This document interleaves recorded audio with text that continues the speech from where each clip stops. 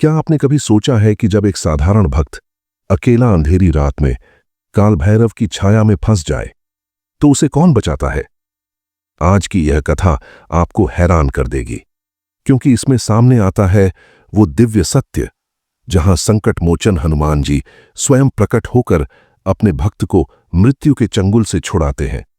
लेकिन यह कैसे हुआ? क्या काल भैरव सचमुच उस भक्त को अपने साथ ले जाते और किस प्रकार हनुमान जी ने उसे बचाया? आइए जानते हैं। बहुत समय पहले काशी के एक छोटे से गांव में माधव नाम का एक साधारण व्यक्ति रहता था।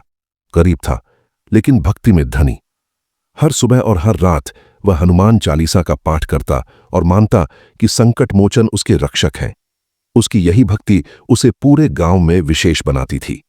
एक दिन वह देर रात शिव मंदिर से लौट रहा था।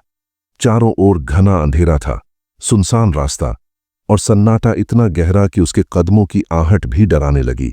लेकिन माधव का मन शांत था, क्योंकि उसके होठों पर लगातार हनुमान जी का नाम था। अचानक उसने महसूस किया कि पीछे से कोई उसका पीछा कर रहा है। उसने मुड़कर देखा और उसकी आंखें फैल गईं। अंधेरे में एक विशाल आकृति उभर रही थी। काले वस्त्र, गले में खोपड़ियों की माला और चारों ओर भयानक कुत्तों का झुंड। हां, वह और कोई नहीं, स्वयं काल भैरव थे। माधव के कदम रुक गए। भय से उसका शरीर कांपने लगा। काल भैरव की गर्जना गूंजी, यह भक्त आज मेरी पकड़ से नहीं बच सकता।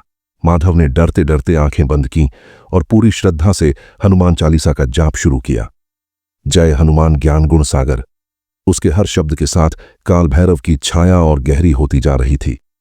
और तभी आकाश में एक अद्भुत प्रकाश चमका। वह प्रकाश धरती पर उतरा और उसके बीच से प्रकट हुए संकट मोचन हनुमान जी। उनका तेज इतना प्रचंड था कि अंधेरा पल भर में मिट गया। उनका विशाल रूप देखकर काल भैरव के कुत्ते डरकर पीछे हट गए। हनुमान जी ने गर्जना की, मेरे भक्त पर किसी भी अंधकारमय शक्ति का अधिकार नहीं। माधव आंसुओं से भरकर उनके चरणों में गिर पड़ा। उसकी थरथराती आवाज निकली, प्रभु मुझे बचा लीजिए। हनुमान जी ने अपने हाथ से उसे उठाया और उसके सिर पर हाथ रखकर कहा, भक्तिभाव से स्मरण किया गया नाम किसी भी काल, किसी भी भय को निष्क्रिय कर देता है। काल भैरव ने क्रोध से दहाड़ लगाई, यह भक्त मेरी शरण में आ चुका था, संकट मोचन, इसे मैं नहीं छोड़ूंगा।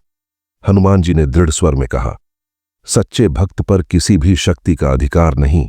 भक्ति की रक्षा के लिए मैं स्वयं प्रकट होता हूं। और फिर एक दिव्य युद्ध आरंभ हुआ। हनुमान जी का गदा प्रहार और काल भैरव की ज्वालाएं। पूरा वातावरण गूंज उठा।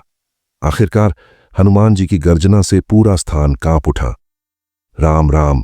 और उस गर्जना की अग्नि से काल भैरव पीछे हट गए। उन्होंने स्वीकार किया, सत्य है संकट मोचन, भक्तिभाव के सामने कोई शक्ति टिक नहीं सकती। और वे उसी तरह विलीन हो गए जैसे अंधेरा सुबह की रोशनी में खो जाता है। माधव की जान बच चुकी थी। वह रोते हुए हनुमान जी के चरणों में गिर पड़ा और बोला, प्रभु आपके बिना मैं कुछ नहीं। हनुमान जी ने मुस्कुराकर आशीर्वाद दिया और कहा, याद रखो भक्त, सच्ची श्रद्धा और हृदय से किया गया स्मरण किसी भी संकट से रक्षा करता है। नाम स्मरण ही सबसे बड़ा कवच है। इतना कहकर वे पुनः प्रकाश में विलीन हो गए। माधव का हृदय भक्ति और कृतज्ञता से भर गया। उस दिन से उसने और भी गहरी श्रद्धा के साथ हनुमान चालीसा का पाठ करना शुरू कर दिया।